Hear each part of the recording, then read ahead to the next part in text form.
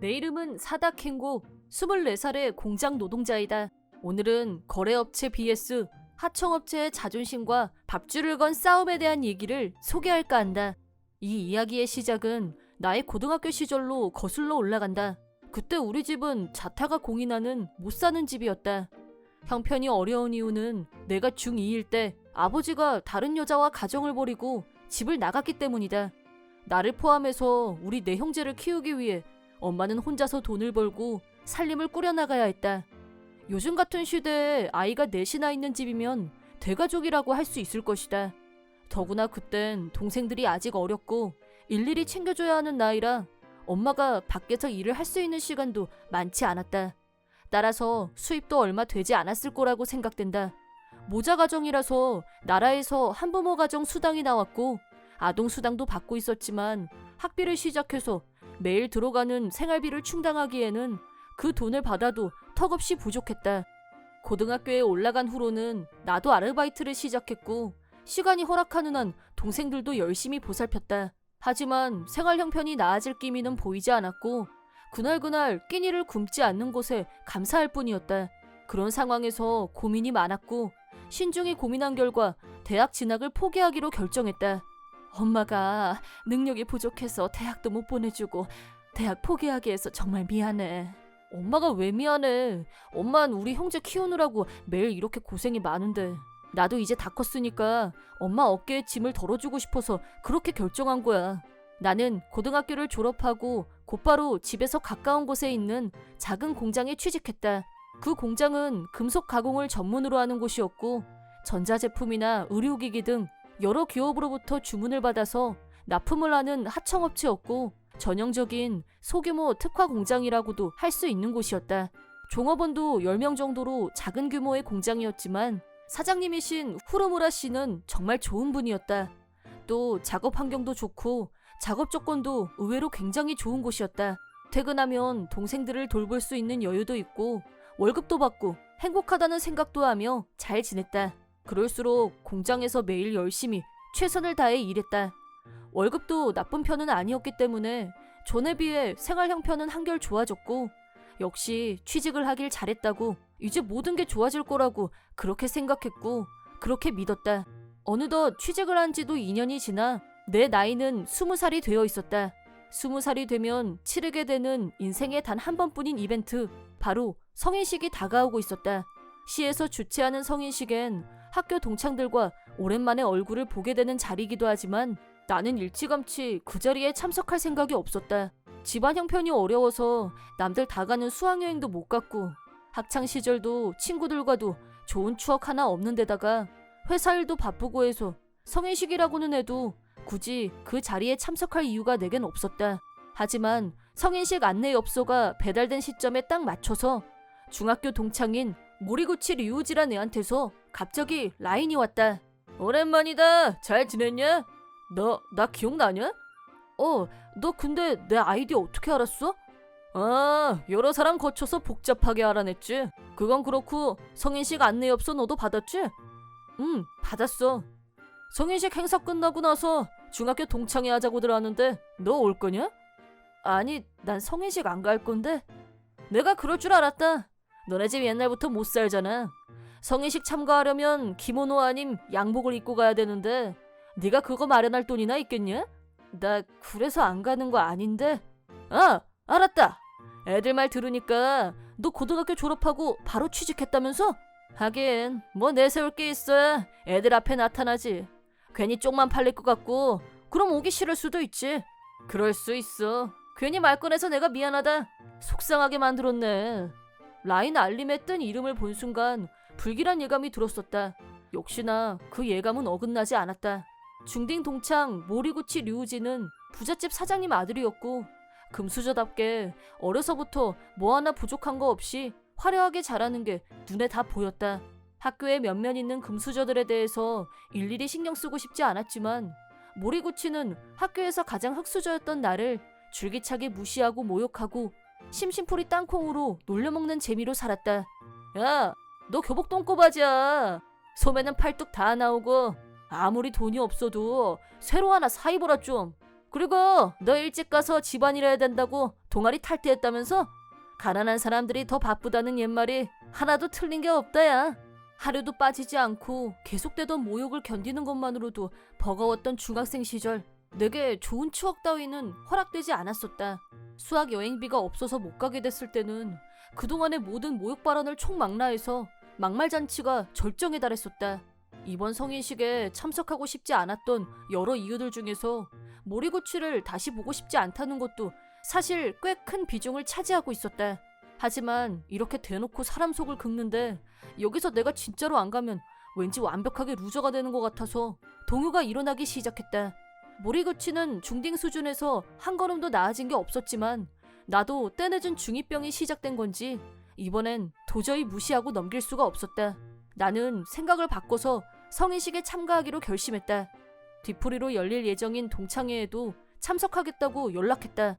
하지만 모리구치를 포함해서 동창들 대부분이 대학생이어서 그런지 애들하고 공통된 화제도 없고 바늘방석에 앉은 것처럼 불편한 마음이 들고 오지 말걸 괜히 왔나 하는 후회가 들기 시작할 무렵 너 사다 캔 거 맞지?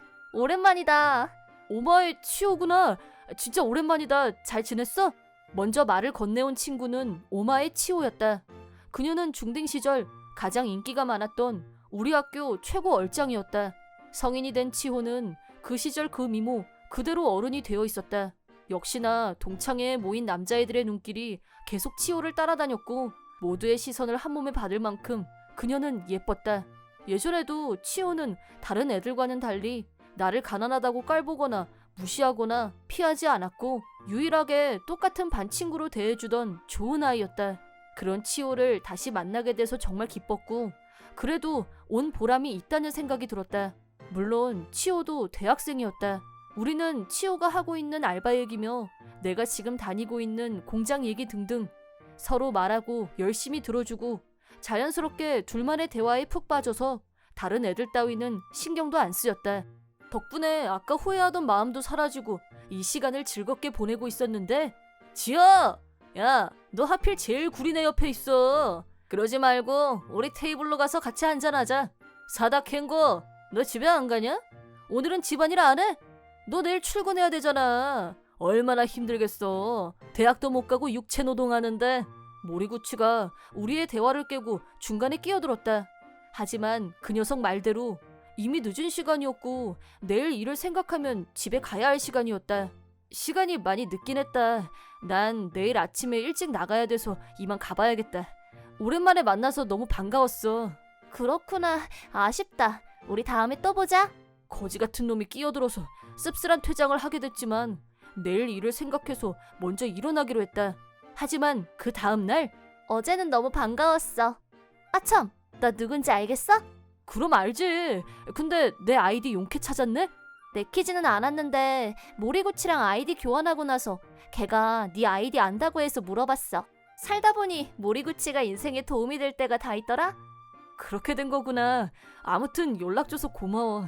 동창회 때 오랜만에 만나서 정말 반가웠어. 나도. 캔거 너 엄청 멋있어졌더라? 깜놀했어. 직장 다니면 다 그렇게 어른스러워지나 싶고 신기했어. 멋있기 무슨. 빈말이라도 기분은 좋다. 빈말로 한 말 아닌데? 알았어. 고마워. 근데 무슨 일로 연락했어? 그게 너 어제 먼저 갔잖아. 미안. 출근해야 돼서. 그냥 얘기 좀 더 하고 싶어서 연락했어. 혹시 시간 되면 따로 만나지 않을래? 어? 나랑 얘기를? 나야 좋지만 누구 더 부를까? 너만 괜찮다면 나는 그냥 우리 둘이서 만나고 싶은데 괜찮아? 이런 대화를 주고받았다. 치호가 연락해서 우리 단둘이 만나기로 했다. 이런 일이 있을 줄이야. 꿈인가 생신가.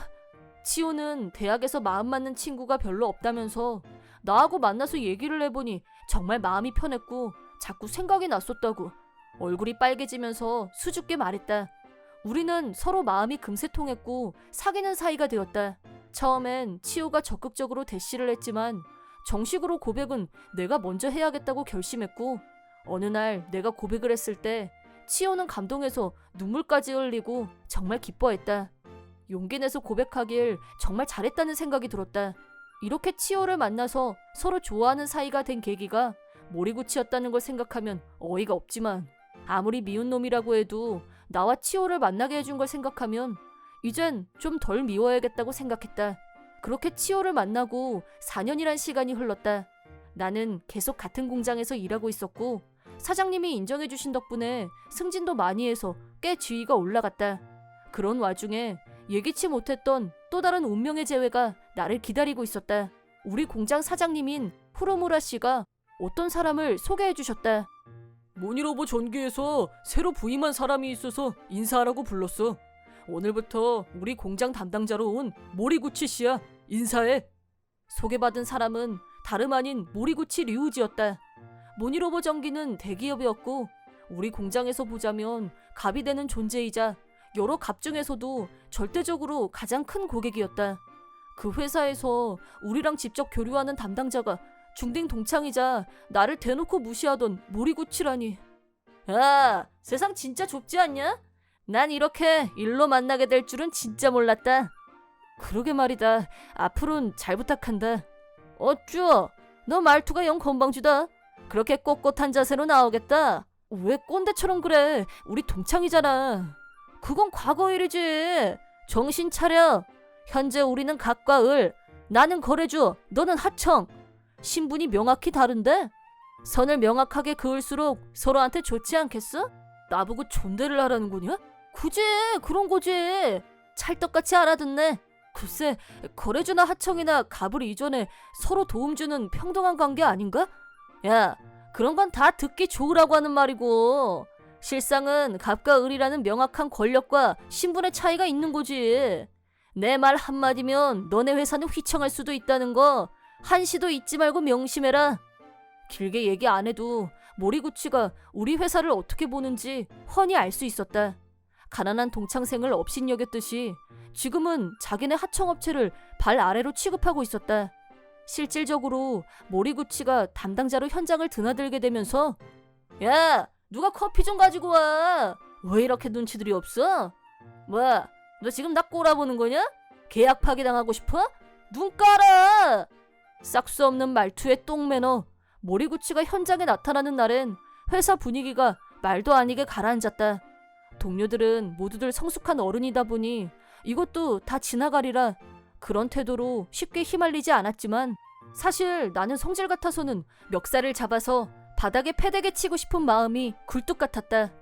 나름 필사적으로 참고 있었지만 나라고 자존심이 없고 감정이 없을까. 그러다 사건이 터졌다. 사장님 어머님이 갑자기 돌아가셨고 장례를 치르기 위해 사장님이 며칠 회사를 비우게 됐다. 그 기간 동안에는 내가 사장님을 대신해서 현장 책임자 역할을 맡게 됐는데 사장님이 자리를 비운 바로 다음 날 모리구치가 공장에 나타났다. 그리고 네? 납기 단축이요? 이렇게 갑자기 말입니까? 내가 미리 말하는 걸 깜빡했어. 알아서 좀 맞춰줘. 현재 작업 중인 안건에 대해서 갑자기 납기를 단축해달라고 무리한 요구를 했다. 납기일 변경이야 있을 수 있는 일이지만 일주일 후로 정해져 있는 납기를 3일 후로 변경해달라니 요구도 정도껏 해야 들어주지. 그건 힘들겠다고 나도 반론을 했지만 하라면 하지 왜 이렇게 말이 많아. 하청 주제도 모르고 잔업을 하든 철야를 하든 네가 알아서 3일 후까지 끝마치라고. 주먹을 부르는 저 말투. 하지만 사장님도 부재 중이고 발언권이 딸리는 입장이다 보니 어쩔 수 없이 무리한 요구를 받아들일 수밖에 없었다. 납기를 맞추기 위해 작업 스피드를 올려야 했다. 잔업 시간을 늘리고 그것도 모자라 철야 작업까지 했지만 납기를 맞추기는 힘들었다. 마음이 조급해진 나는 그만 고속회전 중인 커터에 실수로 손을 댔고 큰 부상을 입었다. 구급차에 실려서 병원에 옮겨진 나는 다행히 손에 입은 부상은 후유증이 남지 않을 거라고 했지만 완치가 될 때까지 2개월은 걸릴 거란 말을 들었다. 그 사이에 일을 할 수 없다는 게 큰 문제였다. 최악의 상황에서 말도 안 되는 실수로 상황을 더 악화시키고 말았다. 일련의 사건에 대한 보고를 받은 사장님이 우리 집까지 직접 찾아와 주셨다. 나는 부상도 있고 무릎 꿇고 사죄드렸다. 책임을 완수하지 못한 죄송함에 정말 면목 없습니다. 납기도 못 맞추고 실수로 부상까지 입은 나는 사장님 얼굴을 뵈니 죄송하고 속상한 마음에 울컥 눈물이 나왔다. 하지만 사장님은 나도 얘기 다 들었어. 오히려 내가 더 미안하게 됐네. 자네 혼자 너무 큰 부담을 지게 한 것 같아. 내 생각이 짧았어. 게다가 이렇게 큰 부상까지 당하고 이거 정말 미안하게 됐어. 이건 전적으로 내 책임이고 자넨 잘못한 거 없어. 지금은 잘 쉬고 잘 먹고 몸 생각만 해. 사장님의 따뜻한 말씀에 참았던 눈물이 왈칵 쏟아졌다. 다음날 회사에서 사장님과 나 그리고 모리구치가 얘기하는 자리가 마련됐다. 납기는 맞추지도 못하면서 일할 사람만 다치고 대체 제대로 하는 일이 없어. 이런 하청하고 어떻게 일을 해? 모리구치는 항상 보던 거만한 태도였다. 그때였다. 후루무라 사장님은 조용히 자리에서 일어났다. 그쪽 책임자에게 분명히 전달해 주기 바랍니다. 앞으로 모니로버 전기와는 거래할 생각이 없으니 계약을 해지하자고 말입니다. 분명한 어조로 단호하게 말하는 사장님. 그리고 숨이 넘어갈 뻔한 나와 놀란 모리구치. 왜냐하면 모니로버 전기는 우리 공장 입장에서 가장 큰 고객이기 때문이다. 만일 정말 계약이 파기된다면 거대한 타격을 받는 곳은 우리 회사 쪽이 될 것이다. 그건 누가 봐도 명백한 사실이었다. 따라서 여전히 갑인 모리구치는 사장님의 단호함에 압도당하긴 했어도 거만한 태도는 흔들리지 않았다. 그럼 누구 손해인지 알기나 해? 좋을 대로 널리고 널린 게 하청받을 공장인 거 몰라? 어디서 배짱을 튕겨? 라며 거칠게 대꾸하고는 그대로 사무실에서 나가버렸다. 사장님, 제가 이런 말씀드리긴 뭐하지만 이래도 괜찮을까요? 저도 걱정이네요. 다른 거래처가 있다고는 하지만 그래도... 다른 사원들은 모두 안절부절 못했지만 사장님은 흔들림 없이 덤덤한 표정으로 너무 걱정 마. 사람이 죽으라는 법은 없으니까. 내가 이래봬도 인맥이 넓은 편이야. 모니로버가 빠진 자리를 다 채우기에는 부족할 수도 있지만 사원들 월급 줄 정도는 어떻게든 되게 해야지. 내가 그래도 사장인데 나 한번 믿어봐. 사장님은 자신 있어 하셨고 그건 허영이 아니란 걸 잘 안다. 우리도 우리가 가진 기술력엔 자부심이 있었다. 영업만 열심히 한다면 분명 새로운 거래처를 찾을 수 있을 거라고 확신했다.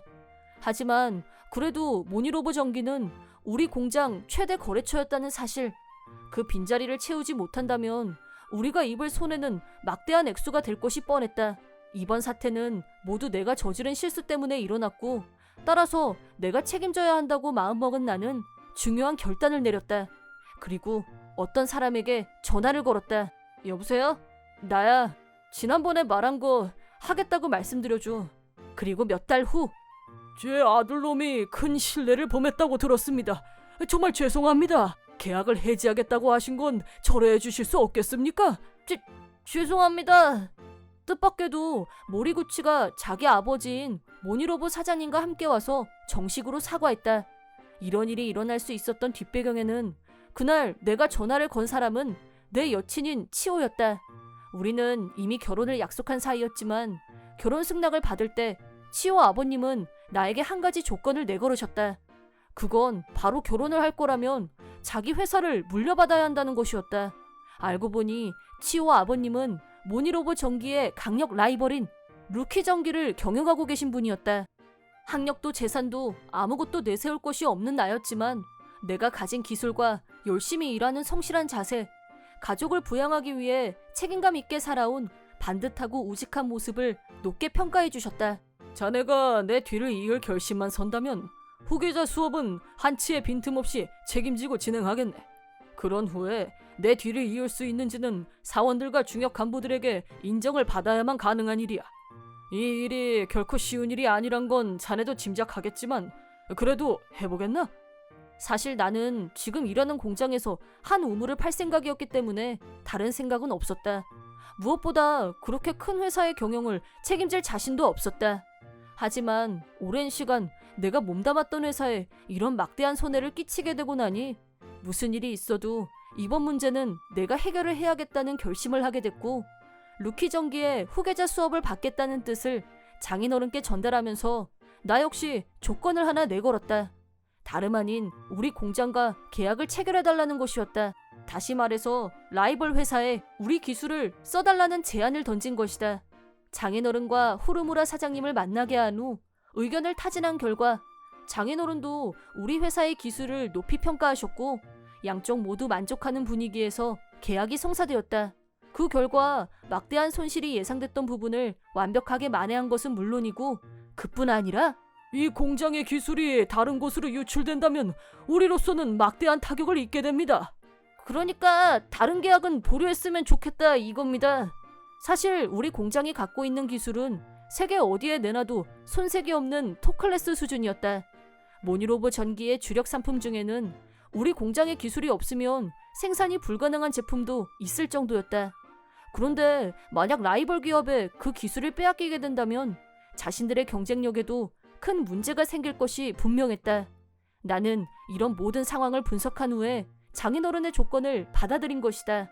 모리구치는 우리 공장을 그저 하청업체라고 깔보기만 했을 뿐 정확한 내용이나 업계 사정에 대해서는 아무것도 모르고 있을 거라고 짐작했는데 그런데 예상이 정확하게 맞아떨어졌다. 하청업체야 널리고 널렸다는 말을 했을 때부터 내 머릿속에선 이미 다음 수를 어떻게 둘지 다 계획이 있었다. 그 결과 모리구치는 자기 아버지까지 대동하고 무릎을 꿇으려고 나타난 것이다. 하지만 후르무라 사장님은 냉정하고 단호했다. 사장님 회사와는 거래도 참 오래 했고 나도 이런 상황은 정말 원하지 않았었는데 아무래도 아드님한테 가장 중요한 걸 안 가르치신 것 같습니다. 거래주 업체와 하청업체는 가불이 아니라 대등한 관계라는 사실. 더구나 우리 회사는 우리만 만들 수 있는 특허 기술이 있음에도 불구하고 불손하고 거만한 태도로 일관했어요. 비즈니스의 기본도 제대로 안 가르치고 무슨 거래를 하자는 겁니까?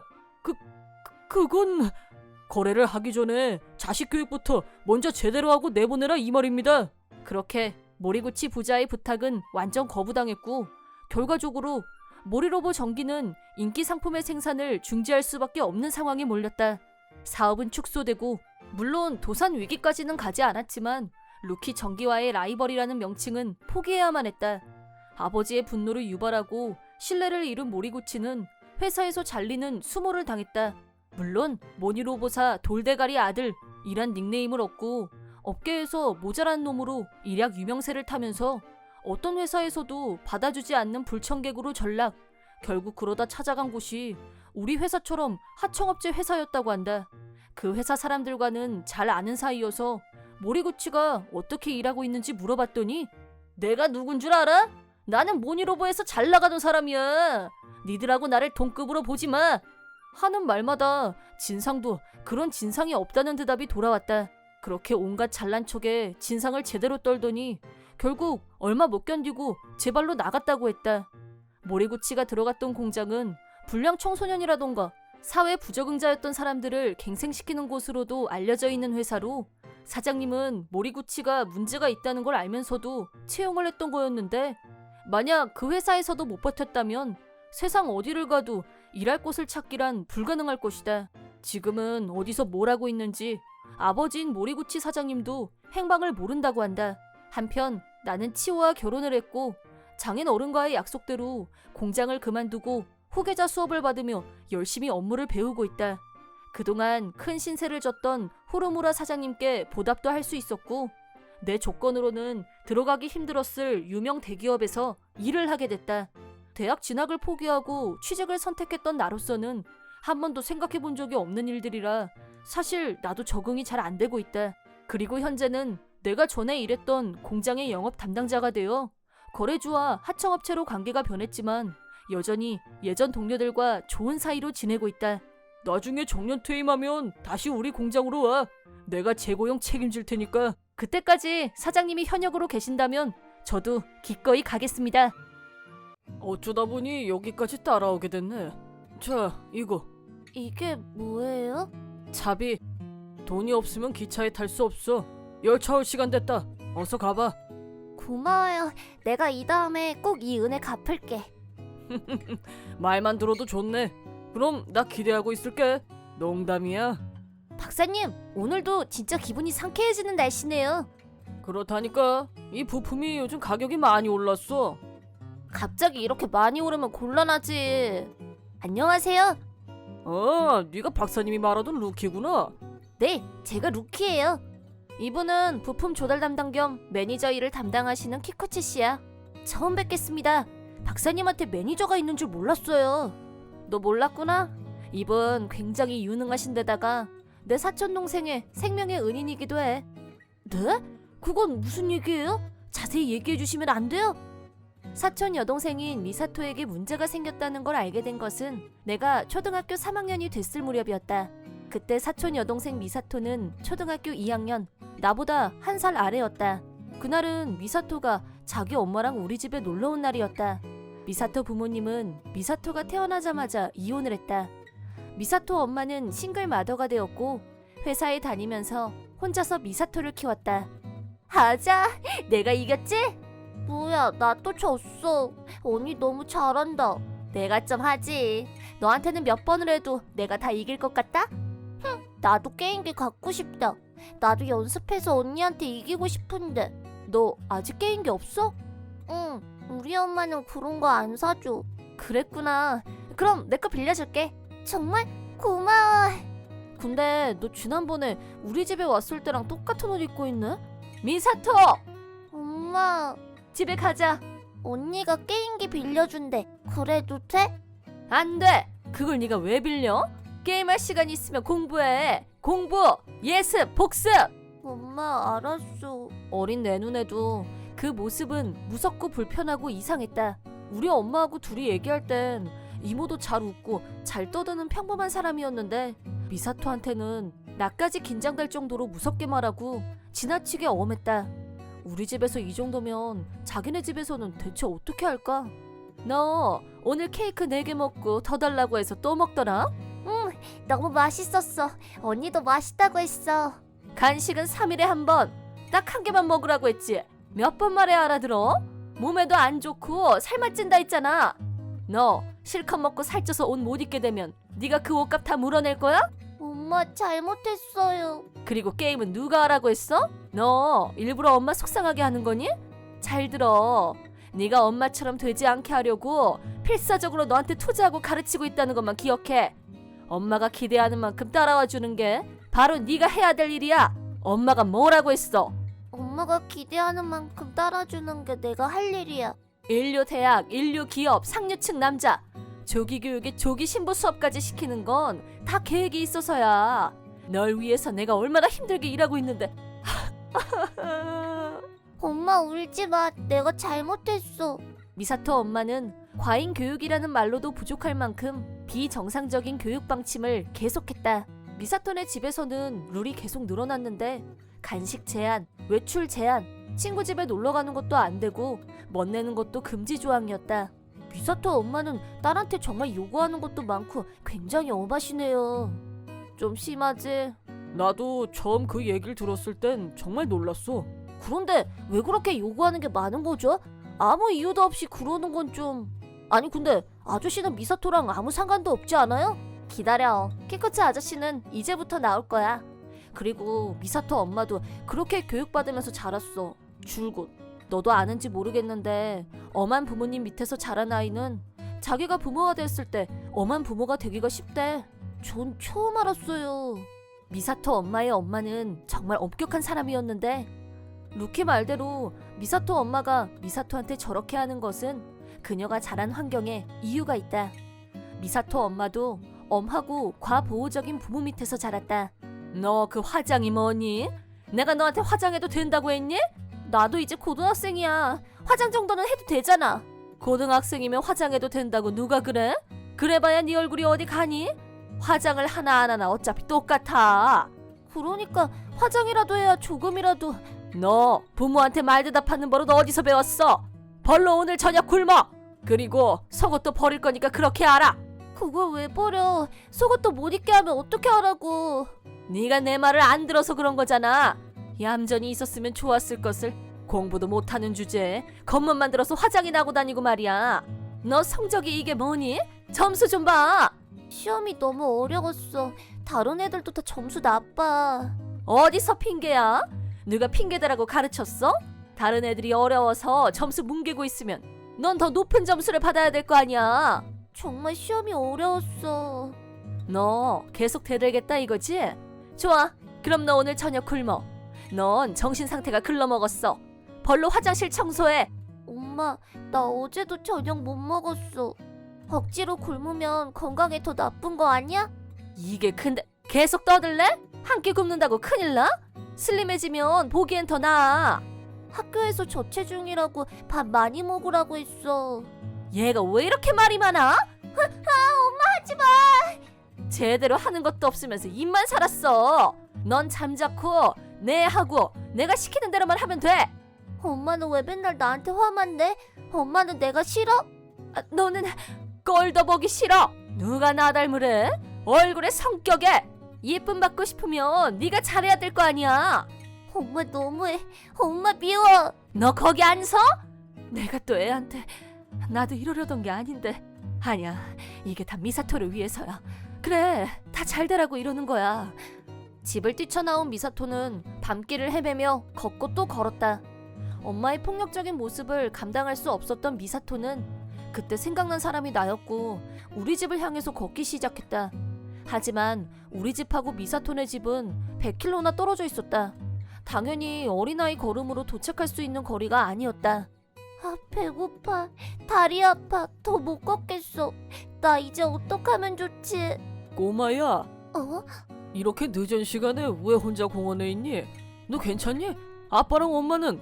저 가출했어요. 뭐 가출? 어디 다친 데는 없어? 무슨 일이 있니? 엄마 기대에 내가 너무 못 미쳐서 엄마가 나를 싫어해요. 물건 던지고 때리고 저녁도 못 먹고 너무 힘들어서. 그건 반대로 생각하면 너를 너무 아껴서 그런 걸 수도 있어. 글쎄, 그건 아닌 것 같은데. 그럼 아저씨한테 좀만 더 자세히 얘기해 줄 수 있을까? 늦은 밤 공원에서 우연히 만난 아저씨는 미사토의 얘기를 귀 기울여 들어줬다. 그 아저씨는 미사토의 얘기를 들으면서 이건 단순한 일이 아니라고 생각했는지 미사토에게 앞으로 어떻게 하고 싶은지에 대해서 물어봤다. 근데 시간 이렇게 늦었는데 너 어디로 가고 있었니? 사촌 언니네 집에 가고 싶어요. 근데 집이 어딘지 잘 모르겠어요. 그 사촌 언니가 사는 동네 이름은 알아? 땡땡이언. 거기는 여기서 꽤 먼데. 할 수 없지. 아저씨가 거기까지 데려가 줄... 아니지. 내가 그렇게 하면 이상한 사람 취급받을 거야. 좋은 생각이 났다. 잠깐만 기다려. 네. 자, 이거 받아. 이게 뭐예요? 너네 사촌 언니 집까지 가는 길이야. 중간에 잘 모르겠으면 이거 사람들한테 보여주고 도와달라고 해.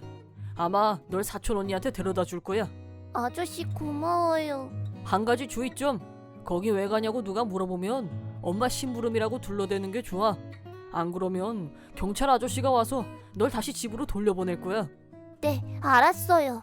그런데 이 시간엔 기차가 안 다닐 텐데. 기차 시간 될 때까지 여기서 한참 기다려야 될 것 같은데. 네. 아저씨도 너만한 딸이 있거든. 근데 아저씨가 회사에서 해고되는 바람에 딸하고 떨어져서 살게 됐어. 너 보니까 우리 딸이 생각난다. 아저씨도 힘들겠다. 내가 괜한 얘기를 했네. 이런 얘기 재미없지? 아니요, 아저씨 얘기 더 해줘요. 시간도 많잖아요. 내 얘기가 심심풀이 땅콩이냐? 너 진짜 보통 내게는 아니구나. 그럼 첫차 출발 시간까지 얘기나 좀 할까? 그 아저씨는 첫차 시간까지 미사토와 같이 있어 주었다. 밤이 지나 아침이 오고 어쩌다 보니 여기까지 따라오게 됐네. 자, 이거. 이게 뭐예요?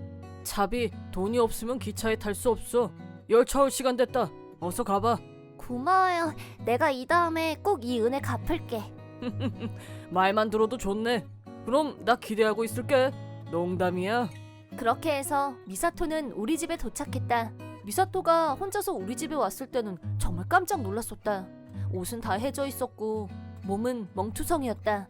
엄마와 나는 미사토로부터 무슨 일이 있었는지 전해 들었다.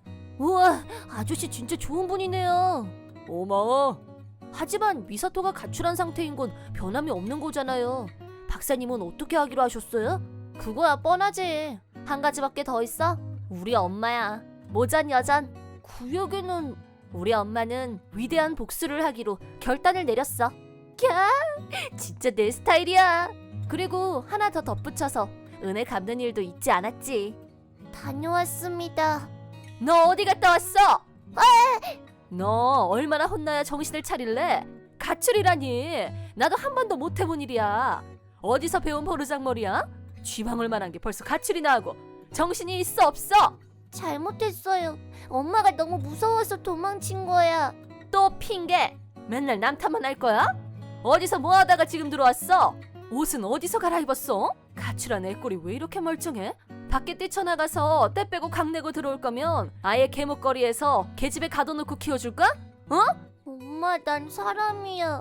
부모 말도 안 듣는 딸이면 개만도 못한 거지. 앞으로 저녁밥은 먹을 생각도 마. 잘못한 게 눈에 띄는 날에 무섭게 때릴 거니까 각오해. 딸한테 말을 참 살벌하게 하네. 헉! 방금 네가 한 말 한마디도 안 빼고 다 들었어. 미사토가 한 말이 100% 사실이었네. 설마 했는데 말한 대로라니 무슨 소리야?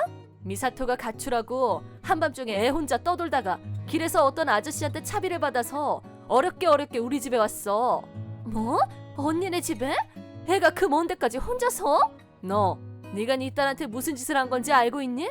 네가 한 짓은 길에서 처음 보는 아저씨도 선뜻 돈을 내줄 만큼 엄청난 일이란 뜻이야. 너 언제부터 이렇게 됐니? 내 자식 내 방식대로 키우겠다는데 언니가 웬 참견이야? 남의 자식 일에 끼어들어서 오지랖 떨지 마. 너 그 말투 참 어쩜 엄마랑 그렇게 똑같냐? 언니가 하고 싶은 말이 뭐야?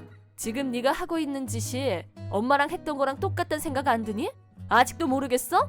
언니는 언니라서 엄마가 나처럼 엄하게 한 적 없잖아. 예쁨만 받고 자란 주제에 뭘 알아? 뭘 안다고 참견이야? 그래, 엄마가 나한테는 너처럼 엄하게 하진 않았었어. 그렇지만 네가 그렇게 당했으면서 왜 네 딸한테 똑같이 하냐 이거야 내 말은. 네가 원하는 걸 딸한테 강요해서 뭘 얻으려는 건데 그건 그냥 네 자기 만족이야. 시끄러워. 그만해. 내 말 잘 들어. 너 계속 이렇게 하면 미사토도 이 다음에 너랑 똑같이 될 거야. 그만해. 네가 널 바꿀 생각이 없다면 난 널 아동학대로 경찰에 신고할 거야. 뭐? 내가 전부 다 한 이상 이대로 그냥 둘 수는 없어. 방관할 수 없는 문제야. 그래서? 경찰에 나 신고하면 미사토는 내가 데려갈 거야. 지금 장난해? 네가 미사토한테 한 짓은 명백한 폭력이야. 조금이라도 네 잘못을 인정하고 고치고 싶은 마음이 있다면 정신 전문의를 찾아가서 상담 치료를 받는 게 좋아. 듣기 싫어. 그렇게 미사토를 데려가고 싶으면 데려가. 난 필요 없어. 나랑 똑 닮은 저런 딸은 놔둬. 엄마. 싫어. 나도 저런 딸 싫어. 2번 다시 저 얼굴 보고 싶지 않아. 너도 이제 그만 고통 속에서 나와. 너도 힘들잖아. 네가 원하는 건 이런 게 아니잖아. 이제 그만 널 미워해. 제발 그만 미워해. 어쩌면 앞으로가 지금까지보다 더 힘들지도 몰라. 하지만 네가 노력하면 분명히 달라질 수 있을 거야. 그 후 우리 엄마는 미사토를 데려와서 한동안 돌봐주었다. 나와 미사토는 친자매처럼 한 집에서 자라게 됐다. 그리고 우리는 은혜를 갚기 위해 그때 그 아저씨를 열심히 찾아다녔다. 하지만 아저씨를 찾는 일은 막막하기만 했다. 15년 후, 키코치 씨 맞으세요? 네, 그런데 누구시죠? 혹시 15년 전 일 기억하세요? 15년 전이라. 저 누군지 기억하세요? 15년 전에 아저씨가 도와줬던 초등학생 여자아이 기억나세요? 차비를 내줬던 그 여자아이가 바로 얘예요. 아, 그때 그 꼬마. 아유, 언제 이렇게 컸니? 아저씨도요. 머리가 좀 벗겨지셨네요. 이 녀석 분위기 다 깨네. 지금 감동이 막 밀려오던 중이었는데. 어머, 죄송해요. 아저씨는 그동안 잘 지내셨어요? 일은 내가 머리숱만 부족한 게 아니라 생활도 여의치가 않네. 많이 힘드셨겠어요. 오늘 저희가 온 건요, 은혜를 갚기 위해서예요. 우선 아저씨 찾는 거 정말 힘들었다는 거 아셔야 돼요. 하긴 집도 없이 홈리스로 사는 사람 찾기가 쉽질 않겠지. 근데 그쪽은 누군가? 아, 제가 아직 제 소개를 안 했네요. 저는 미사토 사촌 언니예요. 아, 그럼 그때 그 꼬마가 찾아가려던 사람이었구나. 네, 맞아요. 키코치 아저씨, 이제 저희가 은혜를 갚을 시간이에요. 아니야, 이렇게 만난 게 어디야? 제 얘기 좀 들어보세요. 실은 제가 연구소에서 연구하는 박사거든요. 근데 제 스케줄 관리해줄 매니저가 필요해요. 그럼 그 얘긴... 알아보니까 예전에 회계사 일을 하셨던데 맞죠? 그런 분이라면 저한테 큰 도움이 될 것 같은데 제 매니저 일을 맡아주실 수 있겠어요? 너무 갑작스러워서 내가 어떻게... 절대 거절하시면 안 돼요. 월급도 제대로 드릴 거고 사실 집도 다 마련해놨어요. 아니... 그럼 같이 가보실까요? 어서요, 같이 가요. 아니 이건 좀... 아저씨도 미사토한테 돈이 필요한지 묻지도 따지지도 않고 그냥 주셨잖아요. 저희한테도 묻지도 따지지도 않고 그냥 받으셔야 된다. 이겁니다. 이게 지금 말이 되는 거야? 말이 안 될 것도 없죠. 다 좋은 게 좋은 건데. 잘 어울리시는데요? 그래? 내가 여기서 일을 한다고? 네, 강아지도 있고 커피도 마음대로 마셔도 되고 로봇도 많이 있고. 강아지? 혼자서 이렇게 큰 집이 왜 필요해? 저희 마음이에요. 이 정도는 하게 해주세요. 하지만... 그때 아저씨를 만나지 못했다면 저는 이렇게 건강한 모습으로 어른이 되지 못했을지도 몰라요. 그러고 나서 이모네 집에서 언니하고 살게 됐고 덕분에 지금까지 행복하게 잘 자랐어요. 하지만 그건 모두 아저씨가 그때 저를 도와주셨기 때문에 가능했던 거예요. 그랬을 순 있지만 그래도... 이번엔 제가 아저씨가 아저씨 딸을 만날 수 있게 도와드리고 싶어요. 따님이 키쿠치 씨를 많이 보고 싶어해요. 따님은 지금 결혼해서 아들이 하나 있고요. 남편분하고 셋이서 행복하게 살고 있어요. 결혼해서 아이까지? 네, 지금이라도 늦지 않았어요. 열심히 일하고 건강하게 잘 사는 모습 보여주고 싶지 않으세요? 정말 고마워. 이 은혜... 아니요, 감사는 제가 드려야죠. 그럼 앞으로 잘 부탁드려요, 매니저님. 네, 잘 부탁해요, 박사님. 키쿠치 아저씨는 따님과 감동의 재회를 했다. 따님도 다시 만나게 된 것을 감격스러워했다. 많은 시간이 지났지만 두 사람은 다시 아빠와 딸로 돌아왔다. 역시 결말은 해피엔딩이 최고예요. 근데 아저씨 그동안 쭉 연구소에 계셨어요? 그럼 있었지. 근데 내가 내 사무실 밖을 거의 안 나와서... 네, 그동안 전 전혀 몰랐어요. 그것도 있고 내가 일부러 루키 너를 안 만나게 한 것도 있고. 아니 뭘 그렇게까지 해요? 이 얘기를 더 재밌게 해주려는 나의 장기적 계획이었다고나 할까? 뭐요? 갖다 붙일 걸 갖다 붙여요. 그럼 오늘 얘긴 여기까지. 다음 동영상에서 다시 만나요. 안녕. 엄마, 그동안 미안했다. 난 정신과에서 심리치료를 꾸준히 받았어. 여전히 부족한 게 많지만 나도 열심히 노력할게. 엄마. 고맙다, 미사토. 내 이름은 유즈. 28살이고 증권회사에서 기업계 FP로서 열심히 일하고 있다. 처음 입사했을 때는 3급이었지만 실무 경험을 쌓고 25살 때 2급을 취득했다. 그리고 한 달 전 드디어 대망의 1급에 합격했다. 앞으로 더 열심히 일해서 커리어를 잘 쌓아가고 싶다. 그렇게 의욕이 충만하던 시기에 친구들과 술자리를 갖게 됐다. 마리코가 웬일로 술 먹잔 소리를 다 하고 무슨 일 있어? 아무튼 우리 셋이서 이렇게 모이는 거 대체 얼마만이니? 대학교 졸업하고 나서 1년에 한 번 보면 많이 보는 거였지 아마? 서로 회사 일에 쫓기다 보니까 그렇지 뭐. 학교 다닐 때가 좋았지. 누가 아니래. 그땐 매일 놀고 또 놀고. 그때 우리 다 같이 홋카이도 여행 갔었잖아. 너무 좋았는데. 맞아. 마리코가 무슨 일이 있어도 아카이카와 동물원에 가야 된다고 막무가내였잖아. 하코다테에서 거기까지 얼마나 멀었냐고. 그만해. 그게 언제적 일이니? 까마득한 옛날 일을.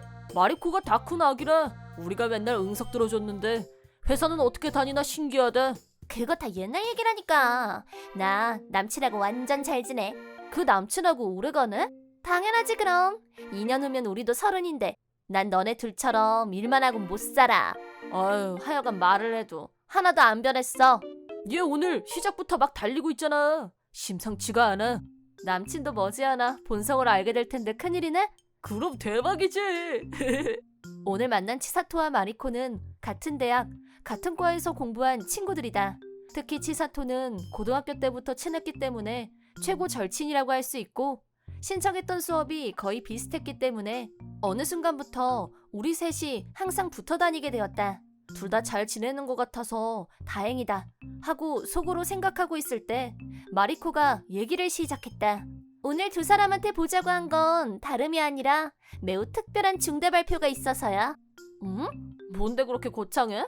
얘들아, 나 결혼하기로 했어. 어머, 정말? 축하해 마리코. 남친 집안이 좀 빵빵하지 않았나?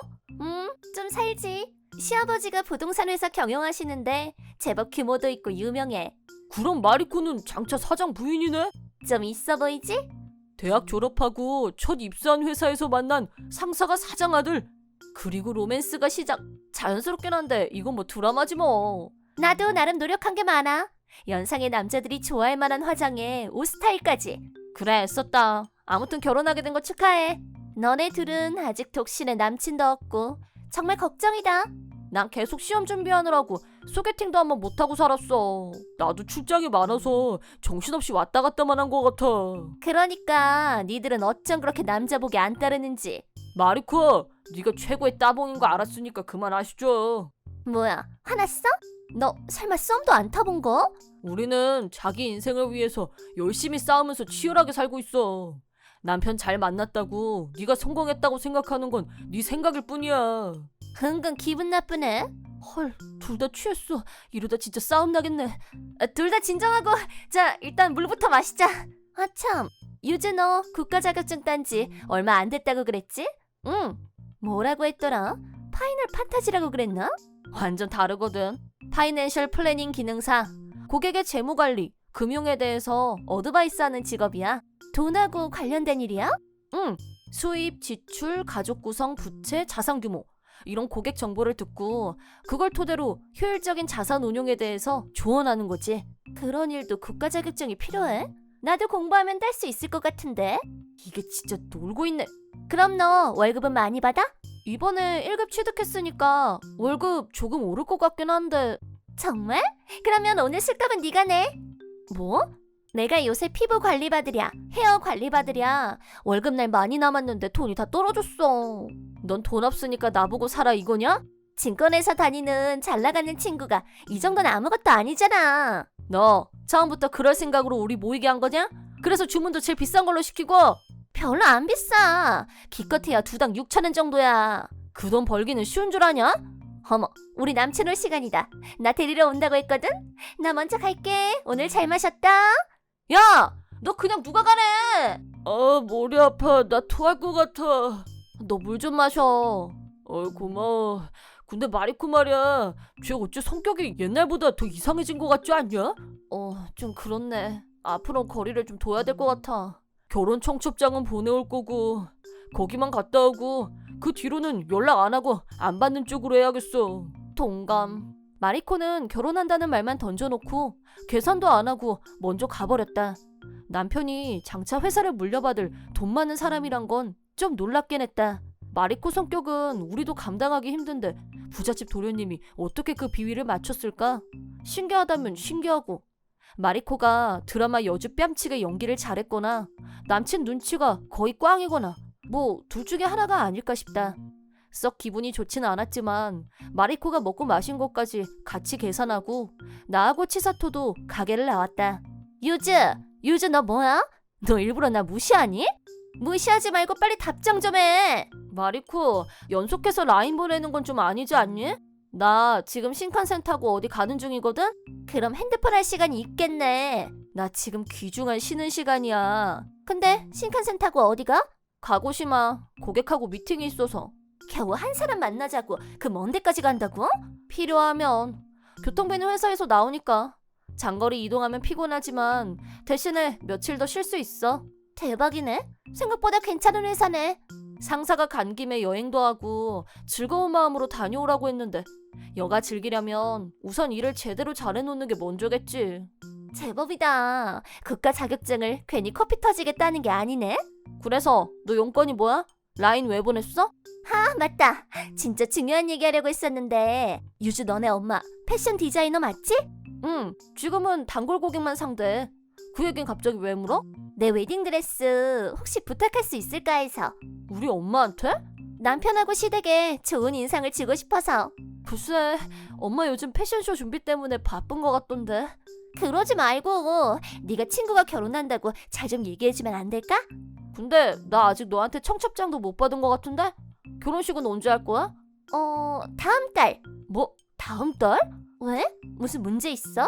완전 문제 있지. 너 왜 그러냐? 우리 며칠 전에 만났을 때 왜 날짜 말 안 했어? 내가 잘못했다. 말하는 걸 깜빡했어. 깜빡했다고 넘어갈 일이니? 초대장은 준비한 거 맞아? 아니, 안 했어. 부르고 싶은 친구한테 그냥 전화랑 라인으로 연락했어. 너 그건 정말 아니라고 본다. 결혼식이 코앞에 닥쳐서 라인으로 연락 중이라는 마리코의 말에 어이가 없다 못해 기가 찼다. 상식 파괴도 정도가 있고 가벼운 것도 정도가 있지. 해도 너무한다 싶었다. 더구나 결혼식까지 겨우 한 달밖에 안 남았는데 웨딩드레스도 준비를 안 해놓다니. 그리고 나더러 어쩌란 얘긴지 말이 되는 소리를 해야지. 대체 신랑 될 사람은 뭐 하는 사람이야? 저기 결혼 준비는 신랑 신부 둘이서 하는 거잖아. 그 사람은 회사 일이 너무 바빠. 마리코한테 다 맡길게. 그랬단 말이야. 신랑이 입을 턱 시도는 있고 그건 시어머니가 준비하신댔어. 그래 난 뭐가 뭔지 모르겠다. 웨딩드레스 엄마한테 말해줄 거지? 꿈 깨라. 말이 되냐? 결혼식이 코앞인데 그거 만들 시간이 되겠어? 불가능해. 그러니까 부탁하는 거잖아. 친구 좋다는 게 뭐야? 너 옷 한 벌 만드는데 얼마나 많은 시간이 걸리는지 몰라서 그런 말 하는 거야. 우리 엄마는 특히 공들여서 만드는 분이라 시간이 더 오래 걸려. 치사하게 정말. 너 정말 이럴래? 네가 욕을 해도 안 되는 건 안 되는 거야. 엄마도 절대 승인 안 할 거고. 너 내가 결혼하는 게 그렇게 배 아프니? 누가 그렇대? 모든 일엔 다 순서가 있는 거야. 넌 옛날부터 생각도 안 하고 무조건 밀어붙이려는 경향이 있어. 그래서 내가 다 잘못했다는 거야? 어? 그런 거 아니고 결혼식 무사히 치르려면 신랑하고 잘 상의하는 게 좋겠다. 왜? 결혼식은 두 사람이 하는 건데 둘이서 같이 준비 안 하면 무슨 의미냐 그게? 그건 부동산 회사 후계자 결혼식이면 하객들한테 신경 쓸 게 많을 텐데 주먹구구식으로 밀어붙였다가 큰 실수할 수도 있어. 잘난 척 좀 그만해. 썸도 못 타본 주제에 지적질은 1등이야. 내가 왜 주먹구구야? 얼마나 열심히 했는데. 그래 그럼 네가 계속 알아서 잘하면 되겠네. 웨딩드레스는 예식장에 빌리든가 해. 진짜 안 만들어줄 거야? 절대 불가. 대 6달 전이면 몰라도 지금은 안 돼. 포기해. 니네 엄마 유명하잖아. 나 유명한 사람 드레스 아니면 싫단 말이야. 미안한데 가고시마 곧 도착이거든. 이만 끊는다. 야, 끊지 마. 요즘. 신칸센을 타고 몇 시간 출장 와서 짧은 여행을 즐기려면 우선 마리코를 머릿속에서 지우고 눈앞에 있는 고객에 집중해야 한다. 결혼은 누구나 처음 하는 거라지만 저렇게 무계획이 계획일 수도 있다니. 심지어 라인으로 초대하고 있다고 해놓고 나더러 오라는 말은 아직 하지도 않았다. 굳이 시간, 장소를 묻고 싶지도 않았고 연락 안 오면 그냥 말자는 생각까지 하게 됐다. 가고시마 출장을 다녀온 지 일주일 후 휴가를 마치고 첫 출근을 했다. 평상시처럼 일을 하고 퇴근을 하는데 회사 앞으로 어떤 사람이 불쑥 찾아왔다. 혹시 그쪽이 유주 씨인가요? 누구시죠? 갑자기 찾아와서 놀라게 해드려서 죄송합니다. 저는 아키야마 소우지라고 합니다. 네, 근데 저는 처음 뵙는 분 같은데요? 마리코와 결혼할 사람입니다. 헉! 이 남자가 신랑이라고? 마리코한테 유주 씨가 증권회사에 근무한다는 얘기를 들었어요. 그래서 증권회사면 틀림없이 모니로보 증권에 다닐 거라고 생각했어요. 네. 근데 왜 여기서 날 무작정 기다려? 뭐야? 단도직입적으로 묻겠습니다. 유주 씨, 대체 마리코한테 뭐라고 하신 겁니까? 에? 며칠 전에 퇴근하고 같이 저녁을 먹는데 마리코가 의기소침해서 그러더라고요. 베프가 웨딩드레스를 안 만들어준다고. 저기 요점이 뭐죠? 그쪽 어머니가 패션 디자이너라면서요. 네, 경력 20년의 베테랑 디자이너시죠. 누구나 들어본 적이 있는 파리 컬렉션에 출품하신 적도 있고. 네, 출품하신 적 있어요. 정보는 정확하신 것 같네요. 마리코는 그런 분한테 자기 드레스 부탁할 거라면서 들떠 있었어요. 에? 절친 부탁을 그렇게 거절해도 되는 겁니까? 본인이 만드는 것도 아니고 엄마한테 말만 전하면 될 걸 가지고. 저 남자 지금 뭐래냐? 여자한테 있어서 결혼식은 일생에서 가장 중요한 순간입니다. 네, 그렇겠죠. 더구나 두 사람은 대학 때부터 친한 사이였고 친구를 위해서 그 정도 부탁은 들어줄 수도 있는 거 아닙니까? 야키야마 씨, 이제 제가 얘기 좀 해도 될까요? 마리코 말만 듣고 저한테 따지러 오신 것 같은데 제가 제 아내를 위해서 나서는 게 뭐가 잘못됐습니까? 결혼 준비는 전부 마리코한테 떠넘겼다는 사람 입에서 저런 말이 나와? 도대체 뭐 때문에 그런 부탁도 안 들어주는지 그 이유나 좀 압시다. 납기? 아니면 돈? 대체 뭐가 문제야? 뭘 좀 제대로 알고 말씀을 좀 하시죠. 핵심은 마리코가 결혼을 겨우 한 달 남기고 웨딩드레스 얘기를 꺼냈던 거예요. 상식적으로 한 달 전에 드레스를 만든다는 게 말이 된다고 보세요? 뭐라고요? 마리코는 이미 반년 전에 부탁을 했다고 했어요. 이게 어디서 개빵을 누굴 호구로 하나? 불쑥 찾아와서 싸움을 거는 이 남자는 마리코의 남편이 될 야키야마 소우지라는 사람이었다. 마리코가 적당히 둘러대서 이 남자를 속인 게 뻔히 보였다. 하지만 드레스에 관해서는 100% 거짓말을 했고 이 남자는 마리코의 말을 철저히 믿고 있었기 때문에 일주일 전에 마리코와 주고받은 라인을 증거로 보여줬다. 이제 진상이 뭔지 파악이 되셨나요? 이미 알고 계시다시피 저희 엄마는 드레스 디자인도 하고 있어요. 하지만 마리코가 저한테 너무 늦게 부탁했어요. 그건 아무리 친한 친구라고 해도 뭘 부탁할 때는 최소한의 예의란 게 있는 거거든요? 아무리 친한 사이에도 예의를 지켜야 된다는 말은 들어보셨을 테니까 잘 아시겠죠? 그럼 저는 이만 가보겠습니다. 잠깐만요. 그래도 어떻게 안 되겠습니까? 이거 놓으세요. 마리코는 결혼식장에 있는 드레스는 입기 싫다고 해서요. 돈은 얼마든지 내겠습니다. 그러니까 제발 만들어달라고 부탁 좀 해주세요. 같은 얘기를 몇 번 하게 만드시는 거예요? 지금까지 마리코한테 저하고 다른 친구 한 명이 항상 져주면서 좋게 지내왔어요. 근데 저도 더는 그렇게 못하겠네요. 유주씨가 마리코하고 제일 친한 친구라면서요. 마리코가 그러던가요? 네, 무슨 일이 있을 때마다 항상 도와준다고. 야키야마 씨, 남의 말을 무조건 믿는 게 다는 아니에요. 정 안 된다면야 할 수 없죠. 마리코를 잘 설득해서 결혼식장에서 빌려야죠. 네, 그렇게 하세요. 그 대신에 드레스 대여 비용은 그쪽에서 부담하는 걸로 하는 게 맞겠죠? 뭐요? 그쪽에서 안 된다고 해서 이렇게 된 거니까 상식적으로 생각해서 그쪽에서 부담하는 게 당연한 거 아닌가? 이 미친, 마리코보다 더 또라이 아냐. 가만히 있자. 못해도 최소한 30만 원은 할 것 같은데. 전 상식적으로 그 돈 절대 낼 수 없고요. 정말 청구할 생각이면 전 결혼식 참석 안 합니다. 아, 진짜 피곤한 여자네. 그쪽 마음대로 생각하시고요. 그렇다면 할 수 없죠. 그쪽은 결혼식에 안 부를 겁니다. 앞으로 절대 마리코하고 만나거나 통화하는 것도 금지야. 그러죠 뭐. 신랑분이 그렇게 말하는데 제가 굳이 참석할 이유도 없네요. 황금 같은 시간 쪼개서 여기까지 와줬으면 영광인 줄 알아야지. 저도 황금 같은 퇴근 시간에 급 피곤해서 이만 가보겠습니다. 와, 멘붕 제대로야. 뭐 저런 인간이 다 있어? 막판에 필사적으로 빠져나왔으니까 망정이지 하마터면 말릴 뻔했어. 저런 인간이 차기 사장이라고? 저런 상식으로 대체 사업을 해? 완전 오이상실. 좋은 이별 방식은 아니었으나 이걸로 손절이라고 생각하니 조금은 후련했다. 그렇게 생각을 정리하고 집에 가자마자 치사토에게 오늘 있었던 대사 사실을 낱낱이 고하자 나도 절대 안 간다 라는 답장이 왔다. 나한테 절친은 치사토밖에 없다는 생각이 들었다.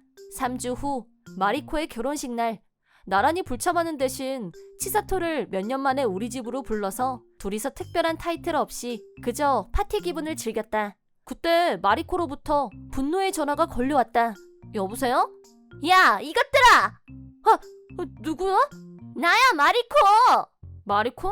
미안하다. 내가 연락 차단하는 걸 깜빡했었네. 내가 라인을 얼마나 많이 보냈는데 너 읽지도 않더라? 너 내 연락처 차단했지? 응, 나 이제 너랑 손절하려고 완벽하게 차단할 생각이었는데 요즘 너무 바빠서 전화번호를 미처 차단을 못했네. 나한테 너무하는 거 아니니? 지금 내가 얼마나 난처한 줄 알아? 나 안물안궁인데? 결혼 피로연이 한창 무르익고 있는데 왔단 말이야. 누가 왔는데? 소우지 씨랑 바람 피운 여자가. 나하고 결혼한다고 했었잖아. 막 이러면서 결혼식에서 이게 무슨 날벼락이냐고. 미안한데 내가 들을 이유가 없는 것 같은데? 내가 니네 엄마가 만든 드레스 입고 싶다고 했었잖아. 그 드레스를 그 불륜 여자한테도 입힐 생각이었었나 봐. 뭐? 오더 메이드가 폼이 난다면서 금액은 너 아니면 나한테 청구할 생각이었대. 뭐래니? 아주 개판이구나. 너하고 소우지 씨가 싸웠단 얘기는 그 사람한테 들었어. 나이도 있고 회사 후계자라는 사람치고는 진짜 똥매나더라. 신랑을 나한테 보내서 따지게 만든 너도 문제가 있는 건 마찬가지고. 그건 미안해. 내가 잘못했어, 인정. 근데 그 상황에서 왜 나한테 전화한 건데? 나 좀 도와줘. 불륜녀가 내 머리끄덩이 잡아당기고 뺨도 때리고 지금 내 꼴이 말이 아니란 말이야. 근데 어쩌지? 네 신랑이 나한테 오지 말라고 못을 박아서 내가 차마 갈 수가 없네? 치사토가 너한테 못 간다고 라인 보낸 거 받았지? 그렇긴 한데 치사토가 우리 집에 100년 만에 와서 파자마 파티 중이거든? 배달 음식에 디저트 먹고 파티 중이야. 나도 니네 소중한 친구잖아. 난 아무래도 상관없단 거야? 왜 우리만 널 소중해야 되니? 하는 생각이 절로 났다. 치사토 역시 손톱만큼 남아있던 정마저 떨어져 나가는 소리가 들리는 것 같다며 한숨을 내쉬었다. 여기까지 들은 마리코 얘기로 추측컨대 신랑인 소우지는 양다리를 걸치고 있었고 마리코 말고 다른 여자한테도 동시에 프로포즈를 했는데 일부 일처제의 나라에서 어느 쪽을 진짜 부인으로 할 건지도 못 정하고 결혼식 당일이 됐다는 황당한 이야기. 2번이나 결혼식을 올리면 금전적 출혈이 상당할 거고 최소한 드레스만이라도 돌려 입으면 돈이 절약될 거라고 생각했던 건가? 고딩 동창회 갔다가 거기서 같은 반이었던 여자애랑 눈이 맞아서 얘기꽃을 피우다가 술 진탕 마시고 그대로. 바람난 여자가 고딩 친구고 술 마시고 그대로 호텔로 가서 선을 넘었다. 뭐 그런 뻔한 얘기네? 시아버지랑 시어머니가 화가 너무 많이 나셔서 소우지 씨를 집에서 쫓아낸다고 난리도 아니야. 그럼 미래 사장 부인은 날아갔네? 신랑이 양다리 걸쳐서 결혼식 쪽났다고 사람들이 수군거릴 텐데 회사를 어떻게 가? 사실인데 그걸 어쩌겠어. 남일처럼 그러지 말고 좀 도와줘. 웬일이니? 완벽한 남일이야. 우리 베프잖아. 절친. 쭉 잘 지냈잖아. 좀 있으면 우리 우정 10주년이야. 내일 모레면 30 되는 어른이 뭐 하나 잘나는 게 있으면 바로 여왕이라도 된 듯 꾸는 게 영 거슬려. 나 잘못한 게 쌤통이다 이거야 뭐야? 넌 네가 사람 불러놓고 술값 바가지 씌우고 먼저 가는 애잖아. 나한테만 막 하는 게 아니라 치사토도 무시했잖아 너. 그건 내 본심이 아니라 술이 좀 들어가니까 헛소리가 나온 거지. 뭐라니? 너 나한테 드레스값도 바가지 씌울 생각 아니었어? 유즈, 그건 내가 정말 미안해. 갑자기 왜 사과라고 난리야? 내가 못되게 군 건 반성하고 고칠게. 지금 내가 이 상황이 정리가 안 돼서 부탁하는 거야. 부탁 못 들어주겠다. 결혼식에 초대도 못 받은 애가 갑자기 나타나서 교통정리하는 것도 웃기잖아. 제발 좀. 네가 먹튀한 술값은 손절 비용이었던 걸로 생각할게. 안 돼. 이대로면 내가 너무 불쌍한 여자가 되잖아. 불행한 여자는 되지 않게 해달라고. 나도 기도는 한번 해줄게. 나는 치사토랑 넷플릭스에서 찾은 재밌는 영화 볼 시간이라서. 그럼 안녕. 여자! 난 이제 어떡해? 그 후 소우지는 양다리를 걸치고 있던 다른 여자와 진짜 사랑을 확인했고 부모님과 절연을 불사하며 마리코를 버리고 한 명의 아내를 선택했다. 내가 정말 사랑하는 사람은 네가 아니었어. 그 말을 마지막으로 던지고 그대로 마리코 앞에서 사라졌다고 한다. 결국 결혼식 비용은 소우지의 부모님이 책임지기로 했고 마리코는 피해자로 구분되면서 결혼식 파장은 일단락됐지만 마리코가 근무하던 부동산 회사에서는 저 여자가 결혼하자고 억지로 쫓아다닌 거 아니야? 라는 소문이 퍼져나갔고 결국 회사 다니기가 불편해지자 자진 사표를 냈다고 한다. 감당하기 힘든 일이 겹치자 부모님 댁으로 들어갔는데 그 뒤로 은둔형 외톨이로 지낸다고 한다. 나 왜 이렇게 떨리지? 너무 긴장돼. 너에게 왜 떨어? 이런 때일수록 릴렉스. 넌 역시 강심장이야. 어쩜 그렇게 여유만만이냐? 너무 복잡하게 이것저것 재지 말고 몸으로 부딪히면서 직관적으로 행동하자 라는 주의야. 그래, 그게 정신건강엔 좋겠다. 너나 나나 이제 회사 일은 기반이 다져졌고 결혼 활동에 나설 여유가 생긴 거니까 이것도 나쁜 일은 아니야. 여기서 좋은 사람 만나야 시간 낭비가 안 될 텐데. 너라면 할 수 있어. 너의 최대 무기는 밝고 지적인 능력. 그게 너야. 너도 나를 따르라. 이 잔다르크 정신이 어필이 될지도 몰라. 아무튼 파이팅! 괜찮아, 잘 될 거야. 파이팅! 지금까지 연애가 뭔지도 모르고 모태솔로로 살아온 나는 절친 유즈와 인생 최초의 결혼활동 파티에 참가하기로 했다. 자기 인생을 어떻게 만들어갈 건지는 자기 자신에게 달려있지만 열심히 살아온 사람이 더 행복했으면 좋겠다는 생각을 해본다. 파이팅 치사토, 파이팅 나 유즈. 내 이름은 오쿠자와 켄지, 27살의 프리랜서 엔지니어입니다. 이번에는 나랑 형수님과의 사이에서 일어난 트러블에 관해서 이야기해보려고 합니다. 나는 독신이지만 혼자 살고 있지 않고 2살 형인 신지와 살고 있습니다. 예전에는 부모님과 함께 4명이서 살고 있었지만 2분 모두 일찍 돌아가셨습니다.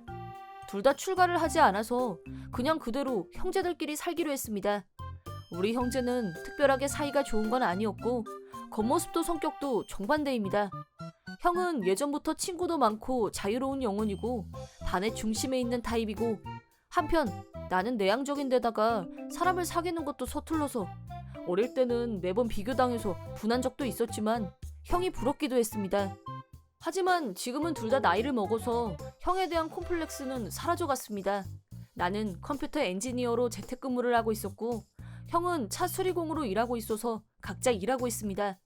둘이서 술을 마시거나 놀러 가는 건 아니지만 서로 티격태격거리진 않습니다. 가사도 각자 분담해서 하고 있었고 서로 간섭하지 않도록 하고 있습니다. 서로 간섭하지 않아서 그런지 둘이서 아무 일 없이 잘 지내는 느낌이었습니다. 나는 지금 생활에 아무런 불만이 없지만 프라이버시를 잘 지켜주는 건 형이 잘해주고 있습니다. 왜냐하면 형한테는 애인이 있기 때문입니다. 형의 여자친구인 토모에 씨를 소개해준 적이 있는데 잘 부탁해요. 정말 안 닮았네요. 뭔가 오타쿠 같아요. 라고 처음 만났을 때 이렇게 말했습니다. 나랑 동갑이기도 하고 아기는 없었겠지만 이 무례한 행동은 조금 꺼려집니다. 평소에는 그렇게 얼굴을 마주할 일이 없지만 형의 연애관계에 대해서 감나라 배나라 할 생각은 없었기 때문에 상관없었지만 어느 날 말도 안 되는 걸 떠보기로 했습니다. 미안, 잠깐 괜찮아? 무슨 일이야? 일하는데 연락하다니 별일이네? 사실 부탁할 게 있어서 좀 들어줄래? 들어보고. 토모야랑 말이야. 한동안 같이 살아도 될까? 너무 그렇게 노골적으로 싫어하지 마. 아니, 형의 애인이랑 같이 산다는 것 자체는 보통 싫어하지. 애초에 왜 그러는 건데? 뭐 일을 관두고 싶다고 해서 월세를 못 내서 나가야 된다고 하더라고. 이대로라면 거리에 나앉을지도 모른다고 하면서 한숨 쉬더라고. 그렇구나. 부탁해. 일생에 한 번의 부탁이야. 이런 말을 듣게 되었습니다. 정말 이러지 말아줘 라고 생각하면서도 아무리 불편한 여자를 거리에 나앉으라고 해 라고 말할 수도 없는 노릇이고 형이 이렇게 필사적으로 부탁한 적은 처음이기도 해서 결국 거절할 수가 없었습니다. 그리고 토모에 씨가 우리 집에 찾아왔습니다. 우와, 정말 살았어. 그럼 오늘부터 잘 부탁해. 저야말로 불편한 거를 티를 안 내려고 했지만 그건 그렇고 동생은 이 시간에 집에 있어도 되는 거야? 설마 니트족이야? 변함없이 위에서 내려다보는 듯한 태도를 취했습니다. 솔직히 사이가 좋아질 자신이 없었습니다. 처음에도 말했지만 나는 재택근무에 형은 공장에서 근무를 합니다. 즉 어쩔 수 없이 내가 여자친구분과 같이 있는 시간이 많아졌지만 그녀의 생활 패턴은 지저분했습니다. 어지르고 벗은 채로 두는 건 당연지사 가사도 하지 않고 낮부터 술을 마시는 등 심할 정도였습니다. 형도 완벽하진 않지만 그것보다도 심한 정도였습니다. 게다가 새로 일을 찾는다곤 했지만 전혀 그런 모습이 보이지 않았고 낮부터 술을 마시면서 잔소리를 할 뿐. 이라면 버티겠지만. 이봐, 취아이가 없던데? 다 떨어지기 전에 사두라고 했잖아. 최근에는 나를 마치 아랫사람처럼 부리고 있습니다. 게다가 일에 집중하는 날만 골라서 친구들을 초대하고는 엄청 시끄럽게 놀기도 합니다.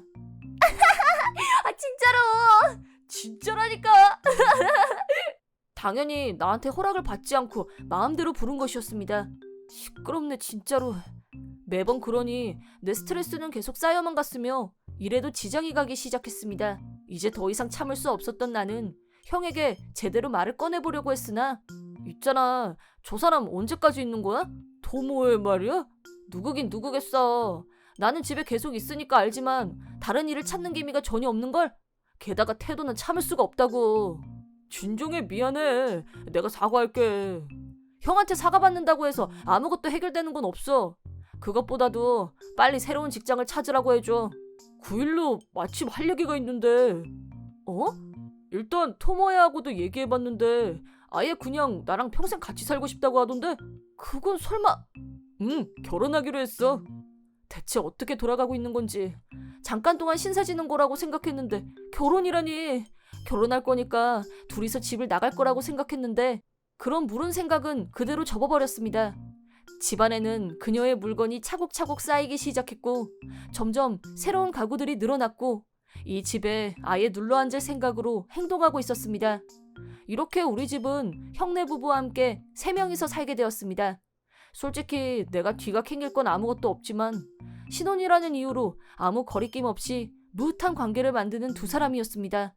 거실에 있는 것만으로도 내가 방해하고 있는 것만 같은 느낌이 들었습니다. 거실에 가려고 할 때 우연히 키스하고 있는 모습을 보는가 하면 둘이 거실 소파에서 서로 붙어 앉아 있는 걸 보면 그걸로도 충분할 정도로 같이 있는 게 불편했습니다. 어쩔 수 없이 나는 내 방에 틀어박혀서 쓸데없는 소리가 들리지 않도록 귀마개를 사용하는 일이 늘어나기 시작했습니다. 하지만 어느 날 내가 한밤중에 거실에서 말다툼을 하는 소리가 들렸습니다. 엿들을 생각은 아니었지만 어쩔 수 없이 내용을 듣게 되어서 나는 충격을 받았습니다. 자기야, 도련님은 언제까지 있는 거야? 보통은 분위기 읽고 바로 나가지 않아? 그런 말 하지 마. 걔가 태어날 때부터 지내던 집이기도 하니까. 하지만 이 상태면 신혼생활이 엉망이잖아. 눈치를 볼 수밖에 없잖아. 놀랐습니다. 형수한테 이렇게 눈치를 본다는 생각을 가지고 있다니. 나중에 들어온 주제에 내가 방해된다고 말하는 거였습니다. 대낮부터 술을 마시는 것밖에 못하는 주제에 잘도 그런 뻔뻔한 소리를 하고 있는 겁니다. 솔직히 내가 나갈까 하고 생각한 적도 있지만 그 여자한테 내쫓기는 것 같은 건 열받아서 조금 더 참아보기로 했습니다. 그러던 어느 날 나는 하루 동안 걸쳐서 하는 큰일을 맡았습니다. 절대로 방해받으면 안 돼서 귀마개를 한 채로 아침부터 계속 컴퓨터를 만졌고 겨우 숨을 돌린 게 저녁 10시였습니다. 우선 좀 쉬고 할 생각으로 방에서 베란다로 나가니 믿을 수 없는 광경이 펼쳐져 있었습니다. 우리 집의 자랑이기도 한 넓은 마당을 보니 거기에는 술병이나 빈 캔들이 널브러져 있었고 먹다 남은 음식이나 접시들이 이곳저곳에 흩어져 있었습니다. 게다가 토사물 같은 것도 있었습니다. 매너 없는 것들이 바비큐 파티를 한 흔적이었던 겁니다. 사람의 흔적도 없이 황폐해진 정원만이 남아 있었습니다. 너무나 어이가 없어서 한동안 그 자리에서 움직이지 않았습니다. 형은 어제 일 때문에 지방을 갔기 때문에 범인은 한 사람밖에 없었습니다. 나는 재빠르게 1층으로 내려가서 이봐요 형수님, 이게 대체 무슨... 나는 말을 잇지 못했습니다. 어떻게 살면 이렇게 어지럽히고 살 수 있는 건지 신기할 정도로 거실은 쓰레기장이었습니다. 거기에는 몇 명의 남녀가 바닥에서 자고 있었고 형수도 기분 좋게 자고 있었습니다. 너무나 어이가 없어서 가만히 서 있는데 초인종 소리가 울렸습니다. 대체 무슨 생각이야? 야외 콘서트라도 하는 줄 알았다고! 이웃집 사람들이 불평을 내뱉었습니다. 그저 마음속 깊이 사과드리고 돌려보냈습니다. 왜 내가 이런 일을... 지금까지 쌓이고 쌓였던 울분이 한꺼번에 터져나왔습니다. 일어나! 그리고 당장 나가! 친구들을 전부 두들겨 깨워서 내쫓았습니다. 사실은 정리까지 하라고 하고 싶었지만 그것보다도 가급적 빨리 해결해야 할 문제가 있었기 때문이었습니다. 제발 적당히 좀 하세요. 아무리 그래도 그렇지 이웃 사람들한테도 민폐를 끼치다니. 나는 이번 기회에 형수한테 생활 습관을 고치라고 강하게 말했지만 형수는 오히려 화를 냈습니다. 뭐? 당신하고는 상관없잖아. 그것보다 내 친구들한테 버릇없게 행동하지 마. 말다툼하는 동안 더욱 열이 받은 그녀는 기어이 본성을 드러냈습니다. 솔직히 당신 거슬린다고. 대체 언제까지 형한테 기생할 셈이야? 적어도 조금은 눈치를 보면서 생활하라고. 식객이니까. 아, 내가 식객이라고요? 그거 형한테 들은 건가요? 그래, 제대로 된 일도 하지도 않으면서 하루 종일 집에만 있는 게 부끄럽지도 않은 거야? 조금은 형을 본받는 게 어때? 나는 이제 더 이상 참을 수가 없어서 알겠습니다. 나갈게요. 후회해도 나는 모릅니다. 그렇게 말하고 나는 짐을 챙겨서 집을 나갔습니다. 야, 진짜 집을 나간 거야? 아무래도 나는 식객인가 보더라고. 몰랐어. 내가 형한테 기생하고 있었다니. 그건 미안하다. 나도 모르게 허세를 부리다가 그만. 어쨌든 토모에는 내가 설득할 테니까 부탁이니까 다시 돌아와. 미안하지만 그럴 생각 없어. 적어도 그 사람이 있는 한은 말이야. 그리고 허세 때문에 사람을 그런 식으로 폄하하는 형도 지긋지긋해. 부모님을 생각한다면 형제끼리 다투는 건 별로 좋지 않다고 생각하지만 이제 더 이상은 못 참아. 진정해. 말로 하자. 답 좀 해 켄지. 형수의 태도는 물론이거니와 형에 대해서도 참을 수가 없었습니다. 한 집안의 가장인 것처럼 행동하면서 자신의 아내한테는 진실을 말하지 못하고 있는 꼴이라니. 그런 형수를 좋아하고 있다는 점에서 이미 정이 떨어져 나간 상태였는데 이 건으로 인해 형을 다시 보게 되었습니다. 그리고 내가 나가고 나서 몇 달 후 아니나 다를까 형수한테 라인이 왔습니다. 이게 대체 어떻게 된 거야? 여행하고 왔더니 집 상태가 왜 이러는 거냐고. 아, 다녀오셨나요? 뭐라 할 것도 없어요. 집을 팔았으니까요. 건물이 이젠 너무 낡아서 부수려고 공사업자들이 와 있는 거고요. 땅만 팔 생각이에요. 뭐? 왜 멋대로 하는 거야? 아니 그보다 신지한테 말도 안 하고? 그게 가능해? 아직 모르는 걸 보니 아직 형한테 듣지 못했나 보네요. 하여튼 자기가 설명한다고 해놓곤 조금이라도 형을 믿은 내가 바보네요. 뭐? 무슨 말이야? 형한테 허락을 받을 필요가 없어요. 그 집도 그 집안에 있는 물건들도 거의 다 내 거니까요. 뭐? 거짓말이지? 그건 당신의 부모님 물건이잖아. 아니에요. 유감이지만 그건 내 개인적인 물건입니다. 지금 우리 집은 이삿짐 센터 직원이나 공사업자가 드나들고 있었습니다. 즉, 그 부부가 살 집은 없다는 겁니다. 처음부터 그 여자는 엄청난 착각을 하고 있었습니다. 아니, 이 건에 관해서는 형한테 속았다고 하는 게 맞겠죠? 왜냐하면 내가 식충이인 게 아니라 형이 식충이니까요. 처음부터 말했지만 형은 옛날부터 자유로운 영혼이었습니다. 학교 생활을 마치고도 계속 자유로운 인생을 살았습니다.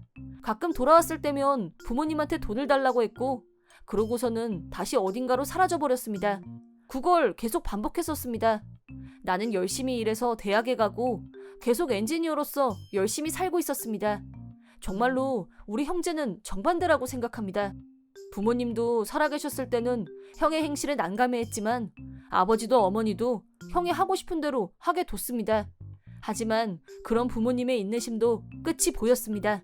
형은 차를 운전하는 도중에 자신의 부주의로 인명사고를 냈고 말도 안 되는 액수의 치료비와 위자료가 나와서 부모님도 눈물을 보이셨습니다. 이때 부모님의 인내심이 끊어져 버렸습니다. 왜 이렇게 어리석게 구는 것이냐? 시끄럽네. 어쩔 수 없잖아. 어디서부터 잘못된 걸까? 나는 엄마 실격이야. 아버지 어머니, 이런 형은 그냥 내버려두면 되잖아. 나는 아버지와 어머니한테 여러 번 말했습니다.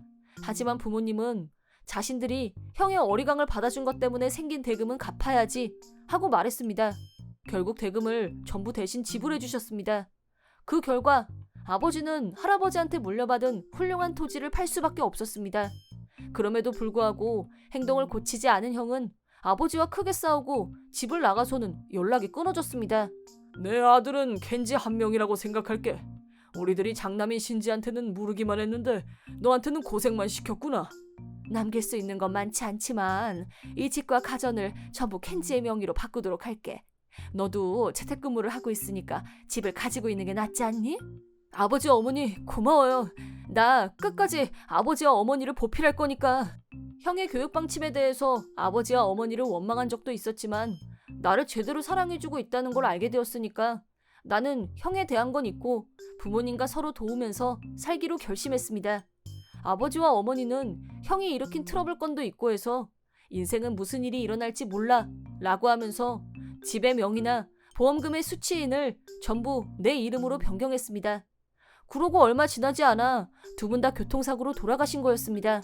모든 절차가 끝나 있었기 때문에 집을 포함해서 전 재산이 내 것이 되었습니다.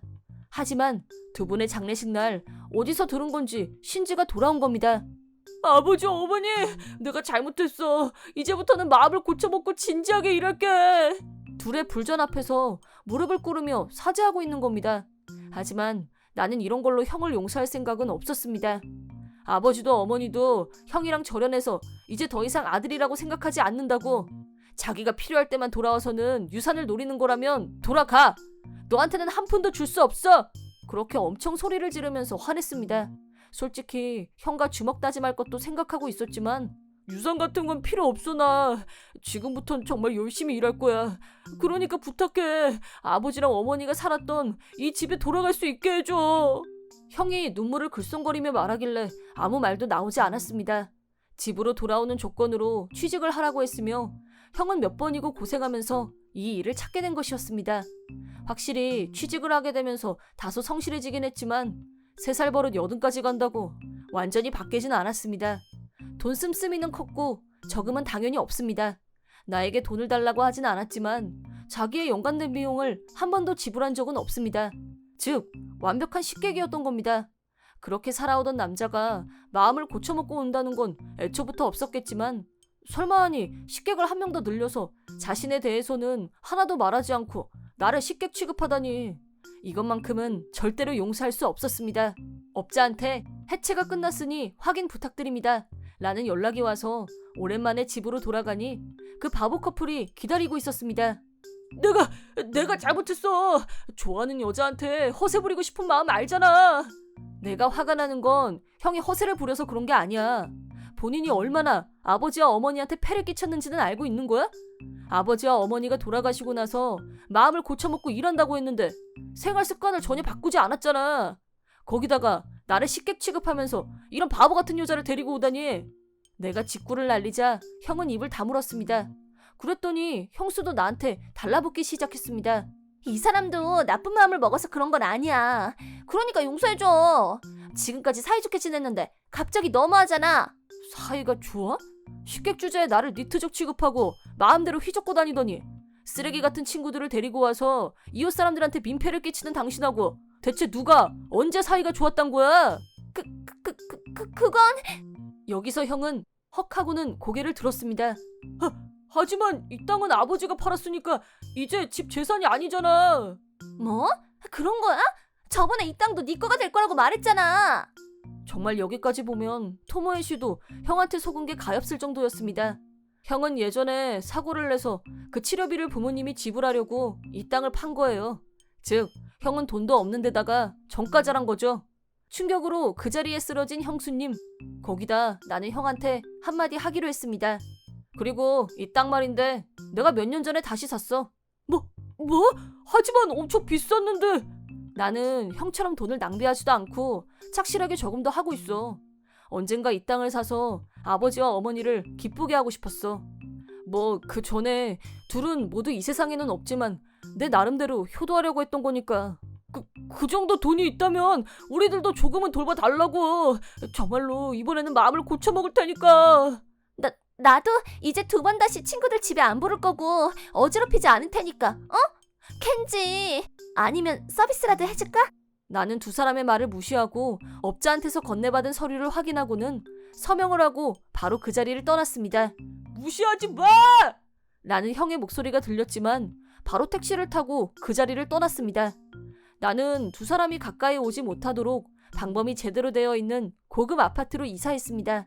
땅을 판 돈과 저금도 있고 무엇보다도 수입도 적진 않습니다. 이제부터는 그 둘을 보필하지 않아도 된다고 생각하니 이것만으로도 마음이 편해졌습니다. 휴대폰도 바꾸고 번호도 라인도 변경했습니다. 나는 혼자 살게 되었지만 혼자만의 삶이 이렇게 쾌적할 줄은 몰랐습니다. 그 둘 덕분에 결혼에 대한 생각은 없어졌고 당분간은 독신 생활을 즐길 생각입니다.